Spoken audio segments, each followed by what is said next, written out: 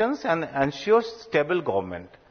Means what? When we have a stable government, this enabling business to plan, expansion. Whenever we want to plan expansion, we want to always look into the government. And if we know that there is some stability and coherence between whatever is happening in the state and the central, so we can plan accordingly. And one of the example that comes from Maharashtra in 2018 elections, about 12,000 industrial licenses were stopped or delayed in terms of to prioritize the election. So that is CIS report. One nation, one election would prevent this kind of thing. Then reduced operational chaos means to a lot to businessmen as a benefit. What happens is single election cycle every 5 years. We understand minimizes disruption, but what is the result of it? So fewer roadblocks, fewer curfews, and as a result we get more labor availability. Construction and manufacturing sectors gains from uninterrupted workflows. Similarly, RBI shows that customer durable sales, consumer durable sales drop by 8 to 10% during elections, in which many of us are affected as a local entrepreneur or businessman. So that means due to this crash crunches during it is showed ওই সময় আমাদের অনেক পয়সা কড়ি আমাদের সবার পকেটেই কিছু না কিছু কম থাকে, সেজন্য আমাদের পার্সোনাল এক্সপেন্সেস কমে, as a result আমাদের বিজনেস সাফার হয়. This 8 to 10% drop is a big money for local economy. Fiscal savings and infrastructure and skill ডেভেলপমেন্টের কথা যদি বলি, তাহলে এই ওয়ান নেশন ওয়ান ইলেকশন থেকে যেটা সেভিং হবে সেটা আমাদের অনেক এই ধরনের ফান্ডিংকে ইমপ্রুভ করবে। এবং যদি আমরা 10%ও এর রিডাইরেক্ট করতে পারি, সাপোজ একাডেমিক্সে, আমরা আশা করতে পারি যে ইভেন ত্রিপুরার কেসে যদি আমি amount spent in elections and 10% যদি আমরা একাডেমিক্সে বা এডুকেশনে ডাইভার্ট করি, আমাদের 50,000 টিচারকে ডিজিটালি স্কিল্ড করি, that will create tech savvy workforce. Ultimately এরাই তো আপনাদের কাছে এসে কাজ করবে। তো কি করে এটার সাথে সাথে কনজিউমার কনফিডেন্সের যেটা ব্যাপার আসে, তা ওটা বলতে পারি যে stable government always increases household spending and post election uncertainty যেটা থাকে সেটা আমাদের হসপিটালিটি সেক্টরকে প্রচুর ইম্প্যাক্ট করে। So one nation one elections and predictability can revive the demand, specially in the rapidly growing Tripura's tourism sector that I see. Otherwise, if you look into this very specifically, if I say MSME, tourism and retail business, so MSE's case, the first tax reforms, uninterrupted credit flow, skill development programs like the government has already started taking for the improving the ITI's status and is already in force. Tourism এর কেসে কি হয়, আমাদের প্রচুর travel advisory জারি করতে হয়, যার জন্য অনেক টুরিস্ট আসে না ওই সময়টাতে। তো ট্যুরিজমের কেসে reduce travel advisory and security curbs during this election will always have reduced impact. Retailer case predictable consumer cycles without cash flow disruption will happen, and we can look for a better economic reasons. So কিন্তু অনেকে argue করে যে এরকম এই জিনিসগুলি করে আমাদের কি হবে, যে আমাদের সেন্ট্রাল যেটা আছে, আমাদের যে ল কমিশনের কথা বললেন স্যার, 2018 এর রিপোর্ট অনুযায়ী যেটা আসছিল, এখানে বলা হয়েছিল যে একটা বড় আর্গুমেন্ট হয় লোকাল ইন্ডাস্ট্রি ফোরামসের ভয়েস কম হয়ে যাবে এবং সেন্ট্রাল যে ইন্ডাস্ট্রিজ বা বিজনেস আছে এদের মানে একসাথে যখন দুটো ইলেকশন হবে অনেক বেশি হয়ে যায়। তো that is your challenge. I think you need to strengthen yourself a lot, and strengthening local industry forums, this can ensure the regional business priorities stay on the agenda in the national priorities. বলতে পারেন যে এখন why should you as a businessman should be very cautious on dealing with this, because it has got a lot of things to do with the schools. So why should businessmen care about the schools? If I ask you, the answer is you ultimately require a skilled workforce, and this skilled workforce are the greatest asset for you. In that case, world bank notes, world ব্যাংকের একটা ভালো report আছে যেটাতে বলে যদি 1 টাকা কোনো একটা বাচ্চার এডুকেশনে খরচা করা হয়, সে ইন রিটার্ন জিডিপিতে 10 থেকে 15 টাকা রিটার্ন ব্যাক দেয় 1 টাকা খরচা করলে একটা স্টুডেন্টের। So it's also a business, because it's also a business spending on academics. It's not like you are making a loss business. So in that case, আমাদের এইটুকু আমার মনে হয় যে আমাদের এটা রাইট টাইম যখন আমাদের হোলিস্টিক্যালি ভেবে এটাকে সবাইকে সাপোর্ট করে আগে নিয়ে যাওয়া উচিত। ইন দ্যাট লাইন আমাদের it's my humble submission, and also I say it's a call for action at the time. Honorable Chief Minister, then our MP sir, as a business leaders, whoever are here present here, let us unite together. Let us make champion this one nation, one election as a pro-growth, pro-education reforms. By supporting it, what we do, we will be able to secure long-term policy clarity for industries.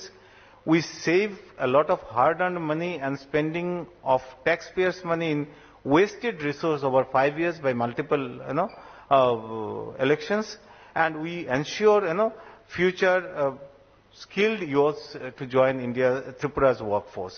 With this together, let us build this Tripura wherever classrooms nurture innovations and business thrives on the stability.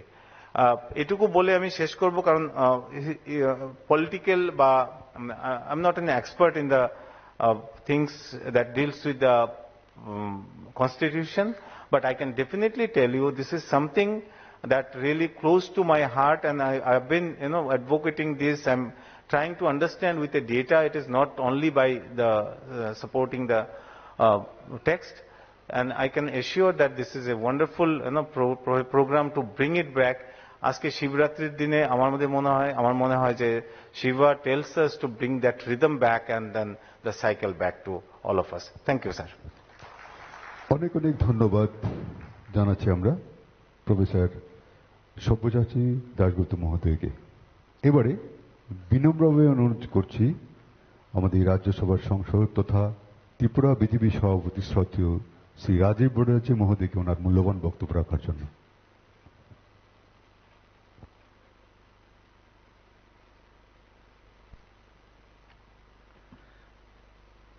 আজকে আমাদের one nation one election আমাদের প্রধানমন্ত্রীজির, যশস্বী প্রধানমন্ত্রীজির যে স্বপ্ন, সেটাকে জনসমক্ষে তুলে ধরার জন্য আজকের একটি বিশেষ আয়োজন এখানে করা হয়েছে।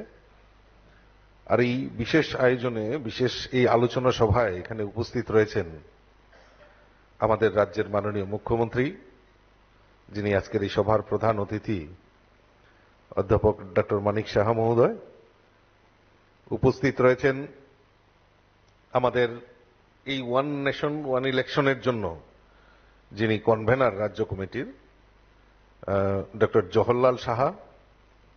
উপস্থিত রয়েছেন ত্রিপুরা বিশ্ববিদ্যালয়ের অধ্যাপক, রিসার্চ পার্সন ডক্টর অধ্যাপক সব্যসাচী দাশগুপ্ত মহোদয়, আমাদের বিশিষ্ট এই রাজ্যের ব্যবসায়ী আদরণীয় রতন সাহা মহোদয়, এবং বিভিন্ন রাজ্যের বিভিন্ন প্রান্ত থেকে আগত ব্যবসায়ী বন্ধুরা এবং যারা যারা এখানে উপস্থিত হয়েছেন, প্রত্যেককে আমি আন্তরিকভাবে অভিনন্দন এবং শুভেচ্ছা জানাচ্ছি। আসলে এক জাতি, এক নির্বাচন, এই সম্পর্কে এখানে আলোচনার সভা রাখা হয়েছে। তো মাননীয় মুখ্যমন্ত্রী এখানে উপস্থিত রয়েছেন, উনি বিস্তারিত আলোচনা করবেন। আমি ছোট্ট করে দুই একটা কথা আমি আপনাদের সামনে বলেই আমি আমার বক্তব্য বিরাম দেব। তাহলে প্রশ্ন হচ্ছে, যারা আমরা ব্যবসায়ী, আমাদেরকে ডাকা হয়েছে আজকে মহাশিবরাত্রি। তো শিবরাত্রি উপলক্ষে আপনাদেরকে অনেক অনেক শুভেচ্ছা জানাচ্ছি। তো আমি ব্যবসায়ী, আমাকে কেন ডাকা হয়েছে? এই ওয়ান ইলেকশন সম্পর্কে আমার কি ধারণা? আমি কেন এসেছি এই মিটিং এ? আমাদের কেন ডাকা হয়েছে? এই প্রশ্নটা স্বাভাবিক। আর এই প্রশ্নটার উত্তর দেওয়ার জন্য এই ওয়ান ইলেকশন সম্পর্কে আরেকটু পিছন দিকে আমাদেরকে যেতে হবে। আমরা বিকশিত দেশের কথা আমরা স্বপ্ন দেখছি। আমাদের মোদিজি আমাদের কাছে একটা স্বপ্ন রেখেছেন যে বিকশিত ভারত, এক ভারত শ্রেষ্ঠ ভারত। এবং এই যে আমরা বিকশিত ভারতের কথা বলছি, এক ভারত শ্রেষ্ঠ ভারতের কথা বলছি এবং সমৃদ্ধশালী ভারতের কথা বলছি আমাদের মোদিজি, তো এই স্লোগানগুলির এই তারতম্য অর্থাৎ তার প্রেক্ষাপটে আমরা কিভাবে বিকশিত ভারত আমরা করব। আমরা ভারত, আমাদের এখনো মনে পড়ে যে অতুল প্রসাদ সেনের একটা আমাদের গান আমরা সবাই জানি, বলো বলো বলো সবে ভারত মানে শতবিনা বেনু রবে, ভারত আবার জগত সবাই শ্রেষ্ঠ আসনে রবে। তো ভারত যদি আমার শ্রেষ্ঠ আসনে লয়, তাহলে আমাকে কি করতে হবে?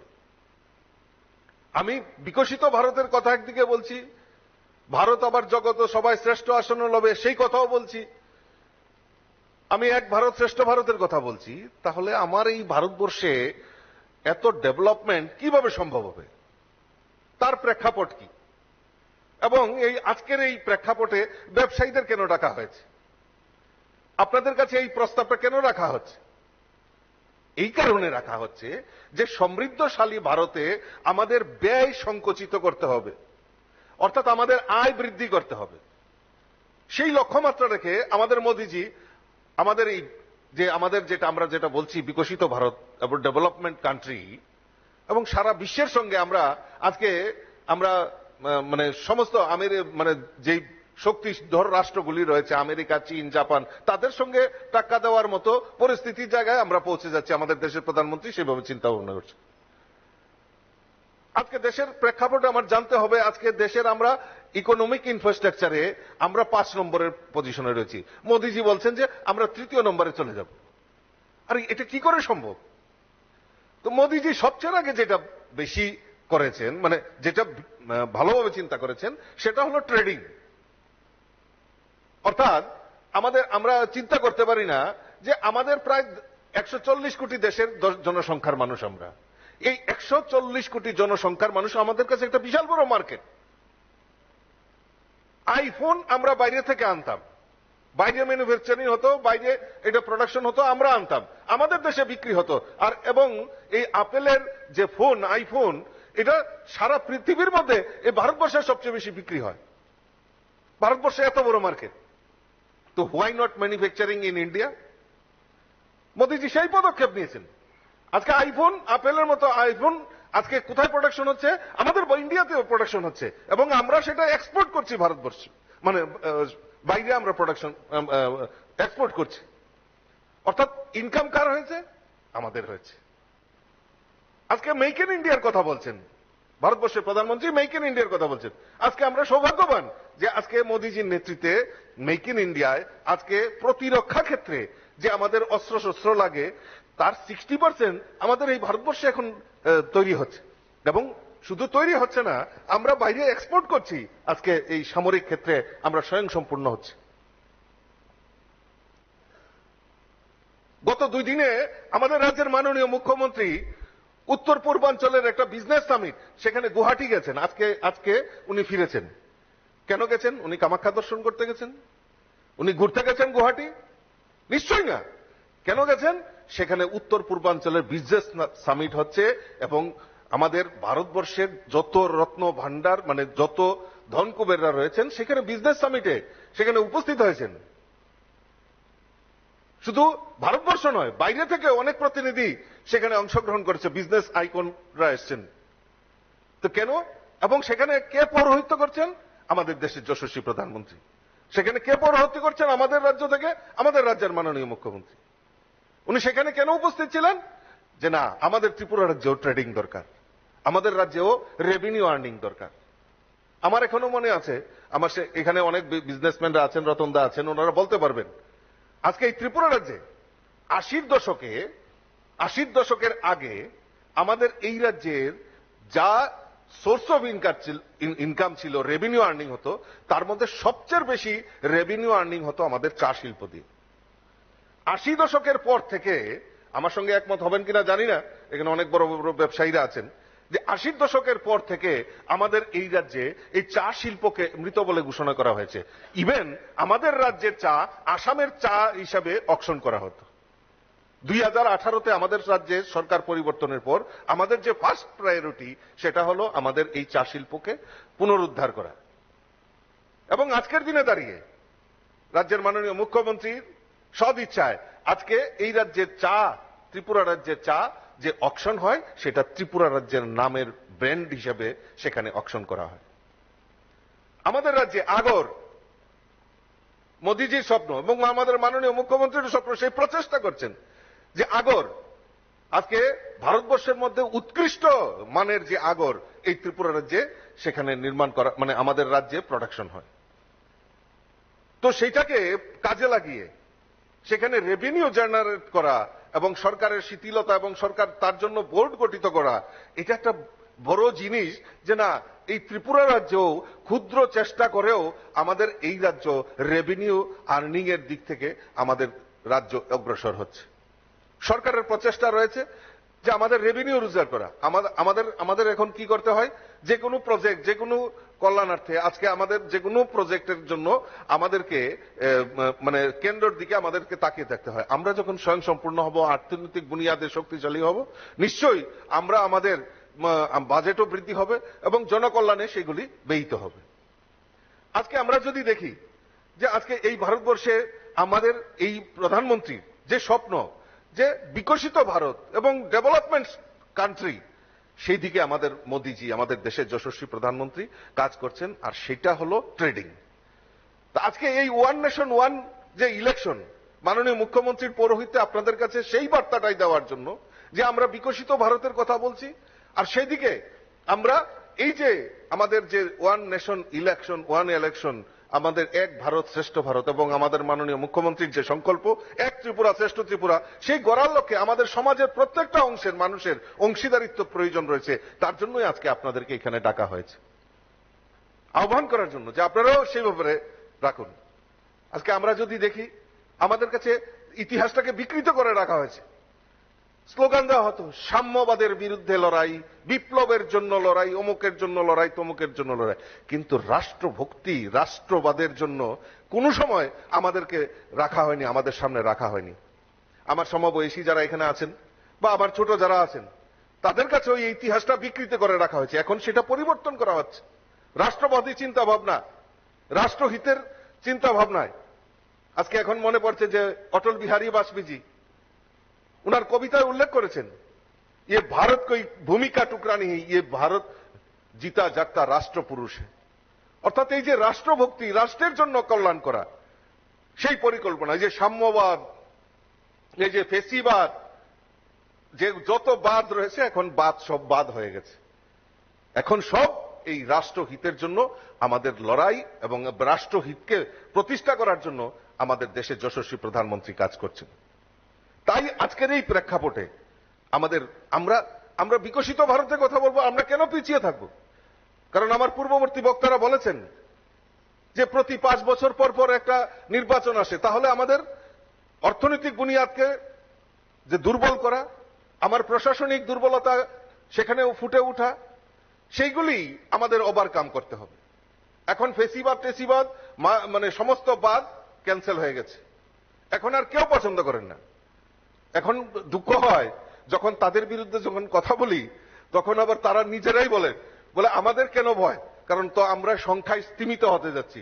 সত্যি তারা সংখ্যায় স্তিমিত হতে যাচ্ছে, যে তাদের নিয়ে বেশি চর্চা করা আমার মনে হয় না শ্রেয় হবে, কারণ তারা নিজেরাই বলছেন যে আমরা তো মানে স্তিমিত হয়ে যাচ্ছি, আমাদের হ্রাস হচ্ছে, তা আমাদের নিয়ে ভারতীয় জনতা পার্টি এত কেন চর্চা করে, মোদিজি কেন এত চর্চা করে। কাজে এই ব্যাপারে আমি আর বেশি চর্চা করছি না। কিন্তু আমি যেটা আমাদের লক্ষ্য, যে আমরা বিকশিত ভারতের কথা বলছি, এক ভারত শ্রেষ্ঠ ভারতের কথা বলছি, একটা নতুন স্লোগান নতুন ভাবে আমাদের কাছে প্রস্তুত করা হচ্ছে।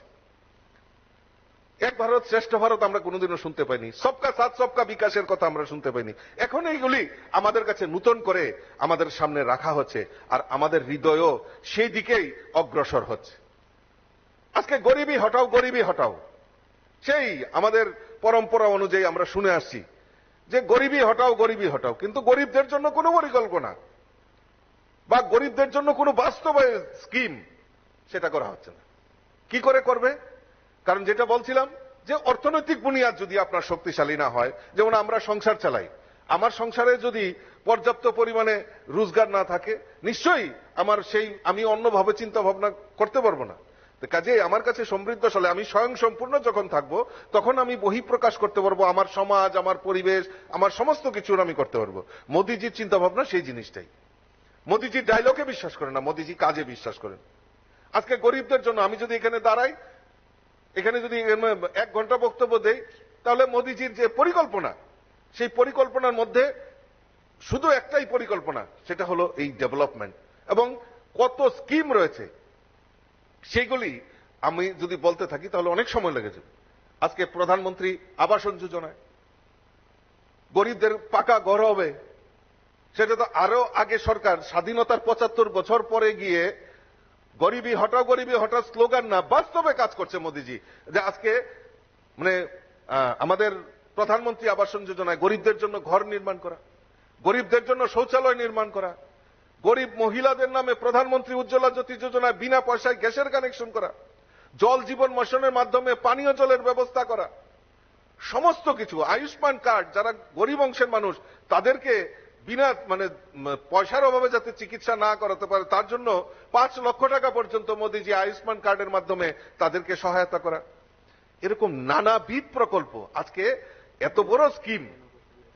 আজকে যেটা মোদিজি চিন্তা ভাবনা করছেন না, মোদিজি চিন্তা ভাবনা করছেন যে আরো মানুষকে কিভাবে একত্রিত করে আমরা এক ভারত শ্রেষ্ঠ ভারতের কথা আমরা সেই জায়গায় এবং বিকশিত ভারতের কথা সংকল্প পথে মোদিজি এগিয়ে যাচ্ছে। তার মধ্যে একটা বড় পদক্ষেপ হচ্ছে ওয়ান নেশন ওয়ান ইলেকশন। আপনারা জানেন, আমার পূর্ববর্তী বক্তা উনি উপস্থাপন করেছেন যে আমাদের এই যে আজকে ওয়ান নেশন ওয়ান ইলেকশন, সেটা আজকে হঠাৎ করে উদ্ভব হয়েছে সেটা নয়, যে এটা বিগত আমাদের ভারতীয় জনতা পার্টির যে নির্বাচনী ইস্তেহার, সেই নির্বাচনী ইস্তেহার থেকেই বিভিন্ন সময়ে আমাদের সরকার 1984 সালে প্রথম যখন ভারতীয় জনতা পার্টির নির্বাচনী ইস্তেহার বেরোয়, তখন এই আমাদের নির্বাচনী ইস্তেহারে এই ওয়ান নেশন ওয়ান ইলেকশনের কথা বলা হয়েছে। 2019 এবং 2024-এও আমাদের নির্বাচনী প্রতিশ্রুতি যেটা ছিল যে ওয়ান নেশন ওয়ান ইলেকশন।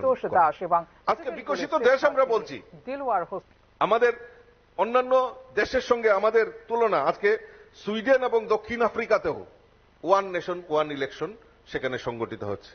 আমাদের দেশের যশস্বী প্রধানমন্ত্রী সেই প্রস্তাব প্রথম 2019-এ সমস্ত পলিটিক্যাল পার্টিদেরকে নিয়ে বৈঠক করা হয় এবং সেটা 2018 সেপ্টেম্বরে সেই সময় একটা জেপিসি গঠন করা হয়, জয়েন্ট পার্লামেন্টারি কমিটি, একটা উচ্চ পর্যায়ের বৈঠক কমিটি নির্মাণ করা হয়। সেখানে আমার পূর্ববর্তী বক্তারা বলেছেন যে প্রাক্তন রাষ্ট্রপতি রামনাথ কোবিন্দজি সেখানে তার নেতৃত্ব দেন এবং 18 সেপ্টেম্বর আমাদের জেপিসির এই যেটা আমাদের কমিটির রিপোর্ট সেখানে সেটা পেশ করা হয় এবং 16 ডিসেম্বর 2024-এ লোকসভাতে প্রথম সেটা সেখানে টেবিল করা হয়েছে। তো এই যে আমাদের যে আলোচনা, এতে কি হবে এই ওয়ান নেশন ইলেকশন সম্পর্কে আমার পূর্ববর্তী বক্তারা বলে গেছেন, আমি বিস্তারিত বলছি না। শুধু একটা জিনিস, যে রাজনৈতিক অস্থিরতা, রাজনৈতিক প্রেক্ষাপটে যে স্থিতিশীলতা, যে আমাদের রাজ্যেও এই নির্বাচন আছে। এই যে আমরা 2023-এ আমাদের বিধানসভা নির্বাচন, পরবর্তী সময়ে 2024-এ লোকসভা নির্বাচন, তারপর আমরা পঞ্চায়েত নির্বাচন, এখন এডিসি নির্বাচন। তো এই যে নির্বাচনের জন্য অন্তত পক্ষে কম করে হলো মাস 3 এই লম্বা একটা প্রসিডিউর, যে আমাদের নির্বাচন আচরণবিধি, সমস্ত ডেভেলপমেন্ট ওয়ার্ক বন্ধ হয়ে যায়। তাতে ক্ষতি কার? ক্ষতি জনসাধারণের, ক্ষতি আমাদের অর্থনৈতিকভাবে আমরা বিপন্ন হই। এই একটা ইলেকশন পরিচালনা করতে প্রচুর অর্থ ব্যয় হয়, প্রচুর লোকবল ব্যয় হয়। তাহলে আমার মনে হয় যে এই জিনিসগুলি থেকে আমাদের ত্বরান্বিত করার জন্য আমাদের এই ওয়ান নেশন ওয়ান ইলেকশন, যেটা আমাদের মোদিজি যে সংকল্প, সেই সংকল্পকে বাস্তবায়নের জন্য আমরা সেই ব্যাপারে কাজ করব এবং সেই ব্যাপারে আমরা জনসমাজে আমরা তার প্রভাব এবং তার মানে তার নেগেটিভ এবং পজিটিভ আমরা মানুষের সামনে আলোচনা করব। আমি ধন্যবাদ জানাই আজকের এই সভা থেকে মাননীয় দেশের যশস্বী প্রধানমন্ত্রীকে। উনি দেশের হিতের জন্য এই একটা যে প্রস্তাব উনি এনেছেন এবং ভারতীয় জনতা পার্টির যে মূল উদ্দেশ্য, যে মূল লক্ষ্য, সেই one nation in one election, তা যাতে বাস্তব হয় তার জন্য আমরা সবার সহযোগিতা চাই। এবং আজকে বিরোধী দলের তো আমি বললামই যে উনারাই নিজেরাই বলছেন যে আমরা তো ক্ষয়িষ্ণু হচ্ছি, আমাদের নিয়ে উনাদের মাথা ব্যথা। তা কাজেই আমি বিরোধীদের সমালোচনা এখন যাচ্ছি না, কারণ তাহলে আবার কালকে উনারা হয়তো প্রেস করতে হবে, তো প্রেসের জন্য উনারা বলবেন হয়তো যে বিজেপির সভাপতির উনার মাথা গরম হয়ে গেছে যে উনি সমালোচনা করছেন। তা আমি সমালোচনা করে উনাদেরকে বিরক্ত করতে চাই না। কাজে কালকেই আবার, কারণ আজকে শিবরাত্রি, উনি হয়তো উপাস থাকবেন, কালকে হয়তো একটু ভালো মন্দ খাবেন, কিন্তু খাওয়া বাদ দিয়ে আবার রাজীব ভট্টাচার্যের জন্য, মাননীয় মুখ্যমন্ত্রীর জন্য প্রেস করতে হবে। তা আমি চাই না, দরকার নেই আলোচনার জন্য। কিন্তু আমরা চাই পজিটিভ দৃষ্টিকোণ নিয়ে আমাদের দেশের প্রধানমন্ত্রীর যে চিন্তা ভাবনা, সেটা সারা দেশের মধ্যে তার বাস্তবায়ক হোক এবং সেটা আমাদের হিতে এবং আমাদের যে রাষ্ট্রের সেটা নির্মাণের ক্ষেত্রে, বিকশিত ভারত নির্মাণের ক্ষেত্রে সহায়ক ভূমিকা হবে বলে আমি মনে করি। আমার আলোচনা দীর্ঘায়িত না করে সকলকে আজকের এই শুভ মুহূর্তে, আপনারা সময় নষ্ট করেও আপনারা এখানে এসছেন, কষ্ট করে এসছেন, আমি আপনাদেরকে সাধুবাদ জানিয়ে আমি আবারও মহাশিবরাত্রির উপলক্ষে অনেক অনেক শুভেচ্ছা জানিয়ে আমার কথা বলা শেষ করছি। নমস্কার, জয় হিন্দ, বন্দে মাতরম, ভারত মাতা কি জয়, বিজেপি জিন্দাবাদ। অনেক অনেক ধন্যবাদ, শ্রদ্ধা, কৃতজ্ঞতা জানাচ্ছি রাজ্যসভার সংসদ তথা বিজেপি ত্রিপুরা রাজ্যের সভাপতি শ্রদ্ধেয় শ্রী রাজীব ভট্টাচার্য মহোদয়কে ওনার মূল্যবান বক্তব্যের জন্য। এবারে বিনম্রভাবে অনুরোধ জানাচ্ছি আজকের এই মহতী অনুষ্ঠানের সম্মানিত প্রধান অতিথি তথা রাজ্যের জনপ্রিয় মুখ্যমন্ত্রী প্রফেসর ডক্টর মানিক সাহা স্যারকে ওনার মূল্যবান বক্তব্য রাখার জন্য।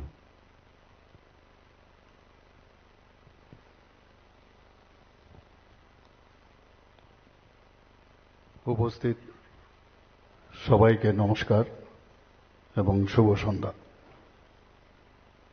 রবীন্দ্র শতবার্ষিকী হল নাম্বার 2-এ আজকের যে ওয়ান নেশন ওয়ান ইলেকশনের যে প্রোগ্রাম, সেই প্রোগ্রামের যিনি কনভেনার, সর্বপ্রথম ওনাকে আমি ধন্যবাদ দেব। ডক্টর জওহরলাল সাহা মহোদয় মঞ্চে উনি উপস্থিত আছেন, যে এই ধরনের একটা আয়োজন উনি রেখেছেন। এবং আমাদের সাথে উপস্থিত আছেন আমাদের ত্রিপুরা প্রদেশ বিজেপির মাননীয় সভাপতি তথা রাজ্যসভার সদস্য শ্রী রাজীব ভট্টাচার্য মহোদয়, উপস্থিত প্রফেসর সব্যসাচী দাশগুপ্ত মহোদয় ত্রিপুরা ইউনিভার্সিটি, এবং চেয়ারম্যান অল ত্রিপুরা মার্চেন্ট অ্যাসোসিয়েশনের শ্রী রতন সাহা মহোদয়। আমার সামনে এখানে বিশিষ্ট ব্যক্তিবর্গরা, বিভিন্ন স্তরের ব্যবসায়ীরা তো আছেনই, তাছাড়াও অন্যান্য বিশিষ্টজনের আমার সামনে উপস্থিত আছেন এবং সাংবাদিক বন্ধুরা। সবাইকে আপনারা অনেকক্ষণ ধরে আমাদের যারা এখানে বক্তব্য রেখেছেন তাদের কথা শুনছেন, আমার কথাও আপনারা হয়তোবা শুনবেন, দু একটা কথা আমি বলবো। সবাইকে আমি হার্দিক অভিনন্দন ও শুভেচ্ছা জানাচ্ছি। এখানে জওহরবাবুর সাথে আমি কথা বলছিলাম যে ওয়ান নেশন ওয়ান ইলেকশন, এটা নিড অফ দ্য আওয়ার, খুব প্রয়োজন সময়ের সাথে। এটার খুবই আমি মনে করবো এটা গুরুত্বপূর্ণ একটা সাবজেক্ট। এবং এই সাবজেক্টকে এখানে ব্যবসায়ী মহলের যারা আছেন তাদেরকে ডেকেছেন ঠিকই, কিন্তু উনি বলছিলেন যে সমস্ত স্তরের যারা আমাদের ত্রিপুরাতে আছেন তাদের সাথে কথা বলবেন, সেটা মহিলা হোক, কৃষক হোক, স্টুডেন্ট হোক, সব স্তরের প্রায় 7 যারা বিভিন্ন ধরনের ব্যক্তিরা 7 রকমের এরকম, তাদের সাথে অনেক জায়গায় হয়েও গেছে। সেই উপলক্ষে আপনাদের আজকে উপস্থিতি। আমরা কিছুদিন আগেও এখানে জিএসটি নিয়ে আমি একটা প্রোগ্রাম করেছিলাম। সেই জিএসটিতেও যদি আমরা কথা বলি, সেখানেও আমরা দেখেছি জিএসটি মানেই ব্যবসায়ী, ব্যবসায়ীদের মাধ্যমে লাস্ট যে পার্সন তার থেকে এটা ডেলিভারি হয়ে সেটা আলটিমেটলি আমাদের স্টেটে আসে এবং সেন্ট্রালও সেটা যায়। কাজে আপনাদের গুরুত্বপূর্ণ ভূমিকা অবশ্যই আছে। গতকালও আপনারা আমাদের রাজীববাবু বলেছেন, আমি গুয়াহাটি গিয়েছিলাম। ব্যবসায়ীদের যদি আমরা বলি, মাননীয় প্রধানমন্ত্রী নরেন্দ্র মোদীজি আসার পর এবং আমাদের এই সরকার এখানে আসার পর ওনাদেরকে যেভাবে সম্মান দেওয়া হয় বা আগামী দিনও দেওয়া হবে, সেটা আমি গতকাল যখন গুয়াহাটিতে আমি ছিলাম, সত্যি আমি সেখানে সেটা উপভোগ করলাম, সেটা আমি বুঝতে পারলাম। আগে কি হতো আমরা দেখেছি আমাদের এখানে 35 বছরের রাজত্বে বা তার আগেও, ব্যবসায়ীরা যেন শ্রেণী শত্রু এইরকম একটা অবস্থা। কাজে এখানে ব্যবসায়ীদের আজকে ডাকার অর্থই হচ্ছে যে অ্যাওয়ারনেস, যেটা বলা হয়েছে, জওহরবাবু যেটা বলছেন যে বিভিন্ন যারা স্তরের ব্যক্তিরা আছেন তাদের মধ্যে অ্যাওয়ারনেস করা, ওয়ান নেশন ওয়ান ইলেকশনের বিষয়টা বোঝানো দরকার। আমরাও কাগজপত্রে আমরা দেখি যে ওয়ান নেশন ওয়ান ইলেকশন। আপনারাই বলুন কোথায় কোথায় যখন একটা ইলেকশন আসে মানে আর আবার ইলেকশন, প্রতি বছর সাধারণভাবে যদি আমি কথা বলি, সাধারণ মানুষ আবার ইলেকশন। এখানে প্রফেসর দাশগুপ্ত বলেছেন, স্কুলের কথা বলেছেন, আমি খুব সহজ সরলভাবে বলছি, ইলেকশন যখনই হয় একটা স্কুল, বিভিন্ন স্কুলের মধ্যে সেখানে ইলেকশন সে প্রসেসগুলো হয়, সেখানে সমস্ত পেরেক মেরে দরজা বন্ধ করা। আমি তো এক এক সময় অবাক হই যে এই ধরনের যদি সেন্টার একটা আলাদা করা যেত, স্কুলের উপর কেন এত যন্ত্রণা, প্রতিদিন ভাঙো আবার ভিতরে যাও। তো এগুলো তো আমাদের দেখা, স্কুলও বন্ধ হচ্ছে, এটা যন্ত্রণা। তো ওয়ান নেশন ওয়ান ইলেকশন ঠিক আছে, বছরে 5 বছরে একবার করলাম, 5 বছর অন্ততপক্ষে স্বস্তি। এখানে বছরে যদি আমি দেখি যে প্রতি মাসে মাসে প্রতি বছর বছর যদি এই ধরনের ইলেকশন হয়, এটা কোনো অবস্থায় সাধারণ মানুষ কিন্তু এটাকে এখন, এতে করে আমাদের পার্সেন্টেজও বাড়বে। আগামী দিন 5 বছরে যদি ইলেকশন হয়, মানুষ, এখানে ব্যবসায়ী মহলরা আছেন, ফার্স্ট তো আপনারাও ভোটার, আপনারাও বিভিন্নভাবে আপনারা নির্বাচনের সাথে জড়িত। যদি দেখেন বারবার নির্বাচন হয়, আর কি হবে, লাভ হবে কি নির্বাচনে ভোট দিয়ে? কিন্তু তখন বছরে 5 বছর পর যখন হবে, তখন কিন্তু অনেক মানুষ যে 5 বছর পরে ভোট হচ্ছে, এটা আমার রাইট, আমার ভোট দেওয়া উচিত, পার্সেন্টেজও অনেক বাড়বে। এখানে অর্থনৈতিক দিক দিয়ে তো আছেই, কিন্তু আমাদের এই যে গণতান্ত্রিক ব্যবস্থা, সেটাও কিন্তু অনেক বেশি সুদৃঢ় হবে, এটা আমার মনে হয়। এই যে আমি বারবার যেটা বলছি, এটা নিড অফ দ্য আওয়ার। আমাদের মাননীয় যশস্বী প্রধানমন্ত্রী নরেন্দ্র মোদীজি এটাকে বারবার চেষ্টা করেছেন, 2019-এ উনি চেষ্টা করেছেন, কিন্তু এইবার 2024-এ উনি যখন সেটা পার্লামেন্টে নিয়ে আসলেন, কমিটিও এর আগে গঠন করা হয়েছিল, এখানে বিস্তারিত আলোচনা হয়েছে। সেই কমিটির রিপোর্ট 18,000 পৃষ্ঠার সেই রিপোর্ট জমা পড়েছে। ভাবুন আপনারা কত পরিশ্রম করে, কত কিছু চিন্তা ভাবনা করে সেটা লিখে তারপর সেটা পাঠানো হয়েছে। তা আমার মনে হয় যে এতে করে আমাদের দেশের আর্থিক অবস্থা অনেক বেশি সুদৃঢ় হবে। আর যখন ইলেকশন হয়, এখানে যারা আধিকারিকরা আছেন ইলেকশন কমিশনের, যারা সুরক্ষা বাহিনীর আছেন, তারাও কিন্তু এর মধ্যে মানে ইনভলভ হয়, এবং সব জায়গার মধ্যে কিন্তু বিরাট একটা অঙ্কের পয়সা খরচ হচ্ছে, টাকা পয়সা খরচ হচ্ছে। অর্থনৈতিক দিক দিয়ে আমাদের রাজ্য এবং আমাদের দেশও কিন্তু অনেকটা তাদের যে শক্তিশালী হওয়ার যে বিষয়টা, সেটা কিন্তু অনেকটা হ্রাস হয়। আমাদের মেইন যে মূলত 5টি এই এক নির্বাচনের মেইন কি কি আমাদের সুবিধা হবে, একটা হচ্ছে অ্যাডমিনিস্ট্রেটিভ অ্যান্ড ইকোনমিক এফিসিয়েন্সি। সেখানে বিপুল পরিমাণ যে আর্থিক খরচ, সেটা কিন্তু আমাদের একটি নির্বাচন সম্পন্ন করতে, আমার পূর্ববর্তী বক্তারা এখানে বলেছেন, সেটা অনেকটা হ্রাস পাবে। এবং যারা শিক্ষকরা আছেন, বিভিন্ন স্তরের কর্মচারীরা আছেন, আর শিক্ষকদের যখনই কোনো নির্বাচন হয়, ফার্স্ট যে টার্গেট সেটা হচ্ছে শিক্ষক। তাদেরকে বিভিন্ন জায়গায় ডিউটি, এখানে আমাদের প্রফেসর সাহেব বলছেন উনি মাইক্রো অবজারভার হয়ে গিয়েছেন, তো আমাদের এখানেও সমস্ত কর্মচারীদের মধ্যে শিক্ষকদের ফার্স্টে যে আপনার ওখানে যেতে হবে। তো বিভিন্ন জায়গায় তাদেরকে ব্যবহার করা, এবং তাতে সব দিক দিয়ে কিন্তু তাদের এই কাজের কারণে এই বছরের পর বছর যদি কাজে ব্যস্ত থাকে, তাহলে আমাদের সময়েরও অপচয় হয়। এবং এই ধরনের ওয়ান নেশন ওয়ান ইলেকশন যদি হয় 5 বছর পর পর, সেটা হলে অনেকটা মানুষ আরামসে এই বিষয়টা তাদের মাথায় নিতে পারে, কাজও করতে পারে। কন্টিনিউটি ইন ডেভেলপমেন্টাল ওয়ার্ক, এখানে মডেল কোড অফ কন্ডাক্টের কথা বলা হয়েছে। যখনই ইলেকশন আসে আমরা নিজেরাই ফাইল সই করি না, ভয়েও ফাইল সই করি না, যে কি আছে কোড অফ কন্ডাক্ট আছে এখন সই করা যাবে না, ফাইলের পর ফাইল জমা হয়ে যায়। কিন্তু মানুষের ডিমান্ড থাকে, কারো ট্রান্সফার, কাউকে কোথাও চাকরির বিষয় থাকে অনেক সময়, তো ফাইলগুলো আমরা সাইড করে দিই যে কোড অফ কন্ডাক্টে নিয়ে আবার অসুবিধা হয়। অনেক সময় ক্যাবিনেটে কোনো ডিসিশন নেওয়া যায় না, যদি কোনো ডিসিশন নিতে হয় সেখানেও সাংঘাতিক সমস্যা হয়। এবং এটা প্রতি আপনার লোকাল বডি ইলেকশনই হোক, আমাদের অ্যাসেম্বলি ইলেকশনই হোক, আবার আমাদের লোকসভার ইলেকশন, সব ইলেকশনের সময় যদি এইভাবে চলতে থাকে সাংঘাতিক সমস্যা। ত্রিস্তরীয় পঞ্চায়েতের ইলেকশনে একই অবস্থা, আমাদের মিউনিসিপ্যালিটির ইলেকশনের সময় কতগুলো ইলেকশন। তো এইবারের যে একটা সুন্দর একটা দ্বিতীয় দু পর্যায়ে বলেছে, প্রথমে পার্লামেন্ট এবং অ্যাসেম্বলি একসাথে হবে এবং দ্বিতীয় পর্যায়ে লোকাল বডির যে ইলেকশন সেগুলো সেকেন্ড পর্যায়ে হবে। তাহলে কিন্তু, এবং সেটা আমি যা দেখেছি 3 মাসের মধ্যে সেটা করতে হবে সেকেন্ড পর্যায়ে। তো যদি এই ধরনের ইলেকশনের প্রসেস যদি হয়, আমার মনে হয় আজকে এখান থেকে মেইন যে উদ্দেশ্য, এখান থেকে আমাদের সবার মতামত নিয়ে একটা মোশনের মতো করে আমরা দিল্লিতে, আমার মনে হয় জওহরবাবু আরো ভালো করতে পারবেন, সেটা পাঠাবেন। এবং আমি এটাকে সত্যিকারের অর্থেও আমি এটাকে সমর্থন করি। এবং এতে করে আমাদের দেশের গণতন্ত্র অনেক শক্তিশালী, মজবুত হবে। এবং ভোটারদের মধ্যেও আমি যেটা বললাম যে উৎসাহ কিন্তু অনেকটা বাড়বে, যে ঠিক আছে অনেক বছর আগে ভোট দিয়েছি, এবার ভোট দেব। অনেকে আছে আমাদের রাজ্যেই যদি বলুন, অনেকে আছে বাইরেও থাকে, আমাদের ছেলে মেয়েরা যারা ভোটার আসতে পারে না, যদি প্রতি 2 বছর 1 বছর পর পর আসতে হয়, 5 বছর পরে ধরে না ঠিক আছে আসবে, একবার করে ভোট দেবে।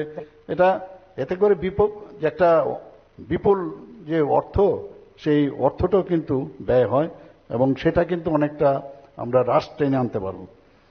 এখানে ঐতিহাসিক প্রেক্ষাপট এখানে বলা হয়েছে, 1984 সালে ভারতীয় জনতা পার্টির ম্যানিফেস্টোতে এই 5 বছর অন্তর অন্তর যে এক জাতি এক নির্বাচন করার যে বিষয় সেটা আনা হয়েছিল।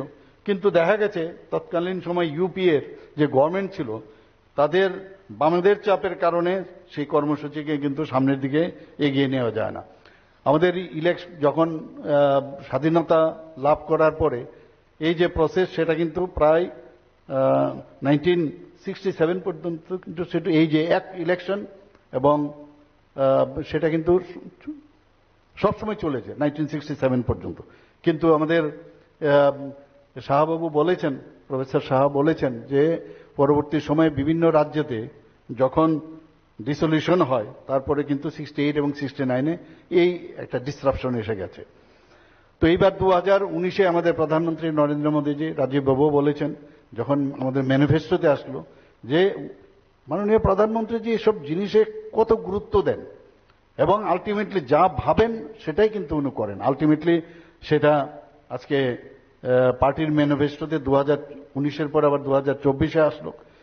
এবং এক কথায় বলা যেতে পারে যে এই যে আমাদের ওয়ান নেশন ওয়ান ইলেকশন, তাতে করে কস্ট এফিসিয়েন্সি 1, 2 নম্বর হচ্ছে গভর্নেন্স অ্যান্ড স্টেবিলিটি, সেটা সম্ভব হবে। ফেডারেল স্ট্রাকচার অ্যান্ড কোঅর্ডিনেশন, সেটা আরো অনেক সুদৃঢ় হবে। এবং voter turn out and engagement, যেটা আমি বললাম, সেটা অনেক বেশি বাড়বে। এবং ইকোনমিক বেনিফিটস, সেটাও আমাদের অনেক বেশি স্ট্রং হবে। এবং this is very important for us.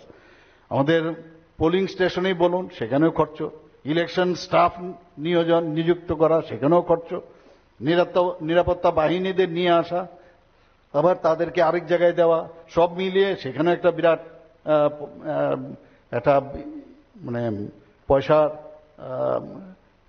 খরচ করা। আমার কাছে যা খবর আছে, আমাদের শাহবাবু বলেছেন 2019 সালে প্রায় 55,000 থেকে 60,000 করোড় টাকা খরচ হয়েছিল 2019-এ। আপনারা ভাবুন, এই টাকাটা যদি আমাদের কাছে থাকে, এতে করে কিন্তু আমাদের জিডিপির কিন্তু পার্সেন্টেজও বাড়বে। এবং আমার কাছে যা খবর আছে প্রায় 1.5%, তাতে করে আমাদের জিডিপিও বাড়বে। এবং 2024 সালে লোকসভা নির্বাচনে প্রায় 1.35 লাখ কোটি টাকা খরচ হয়েছে ভাবুন তো কিভাবে টাকা খরচা হয়েছে। আমাদের তাছাড়াও আমাদের নিজের এক একজন পার্টির তাদেরও কিন্তু আবার টাকা খরচ করতে হয়। এবং এই যখন ওয়ান নেশন ওয়ান ইলেকশন হবে, তাহলে যারা মানে কালো টাকা খরচ করে ইলেকশন লড়ায়, সেটা কিন্তু বন্ধ হয়ে যাবে। এটাও খুব আমাদের কাজে আসবে। এবং যে হিসাববিহীন যে তহবিল অনেক সময় হয় পলিটিক্যাল পার্টি, সেটাকে কিন্তু অনেক বেশি প্রশমিত করবে এই ওয়ান নেশন ওয়ান ইলেকশন কারে। আমাদের মাননীয় প্রাক্তন রাষ্ট্রপতি রামনাথ কোবিন্দের নেতৃত্বে যে উচ্চ পর্যায়ের কমিটি বলা হয়েছে, এখানের মধ্যে সদস্যরা যারা ছিলেন, আমাদের যশস্বী গৃহমন্ত্রী অমিত শাহজি, গুলাম নবী আজাদ, হরিশ সালভে সহ আরো 5 জন বিশিষ্ট ব্যক্তিরা ওখানে ছিলেন। এবং 2024 সালের 18 সেপ্টেম্বর কেন্দ্রীয় মন্ত্রিসভায় এটা উচ্চ পর্যায়ের এই কমিটির সুপারিশ সমূহ গ্রহণ করেন। এবং আমরা দেখেছি অন্যান্য কান্ট্রিতেও এই ধরনের ওয়ান নেশন ওয়ান ইলেকশন কিন্তু হয়, যেমন Brazil, Sweden, Belgium, South Africa, Germany, Japan, UP আর ইউএসএ, ইন্দোনেশিয়া এবং ফিলিপিন্স, এরকম অনেক জায়গায় কিন্তু সেগুলি হয়। আমাদের এখানে কেন হবে না? সবসময় ভারতবর্ষের মধ্যে একটা কমপ্লেক্সিটি যারা করে এসছে, তাদের কারণে আজকে কিন্তু মাননীয় প্রধানমন্ত্রীজির অনেক সময় নষ্ট হচ্ছে, অনেক পরিশ্রমও করতে হচ্ছে সবকটাকে স্ট্রিমলাইন করার জন্য। এখানে আমাদের এই ওয়ান নেশন ওয়ান ইলেকশনের কারণে আমাদের উন্নয়নও অনেক বেশি স্ট্রং হবে, আমাদের রাজনৈতিক ক্ষেত্রে অনেক সুস্থিতি আসবে, অর্থনৈতিক সমৃদ্ধ যারা চান তারা অবশ্যই আমি আশা করি যে এই এক জাতি এক নির্বাচনের সপক্ষে তাদের মত প্রদান করবেন। 2024 সালের 17 ডিসেম্বর কেন্দ্রীয় সরকার ওয়ান নেশন ওয়ান ইলেকশনের একটি বিল লোকসভায় পেশ করেন, the constitution 129th amendment bill and the union territories law amendment bill 2024। সেটা লোকসভায় পেশ করা হয় এবং 269 জন এই বিলের সপক্ষে ভোট দেন এবং বিপক্ষে 198 জন ভোট দেন।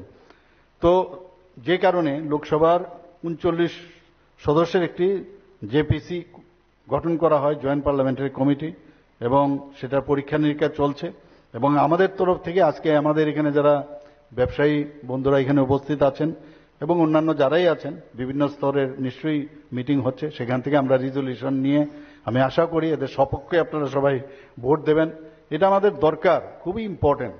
সহজ সরলভাবে বললে কে চায় বারবার ইলেকশন ইলেকশন ইলেকশন? যদি 5 বছর পর পর ইলেকশন হয়, সবার জন্য শান্তি এবং একটা পরিমণ্ডল, যে রাজনৈতিক পরিমণ্ডল বলুন বা অন্যান্য যাই বলুন, সামাজিক যে অবস্থা, অনেক সময় দেখা যায় যে ল অ্যান্ড অর্ডার সিচুয়েশনও অনেক সময় প্রবলেম হয়, সেইগুলোর থেকেও অনেকটা আমরা মেনটেন করতে পারবো। আজকের এই ওয়ান নেশন ওয়ান ইলেকশনের যারা এখানে উপস্থিত হয়েছেন সবাইকে আমি হার্দিক অভিনন্দন শুভেচ্ছা জানিয়ে আমার বক্তব্য শেষ করছি।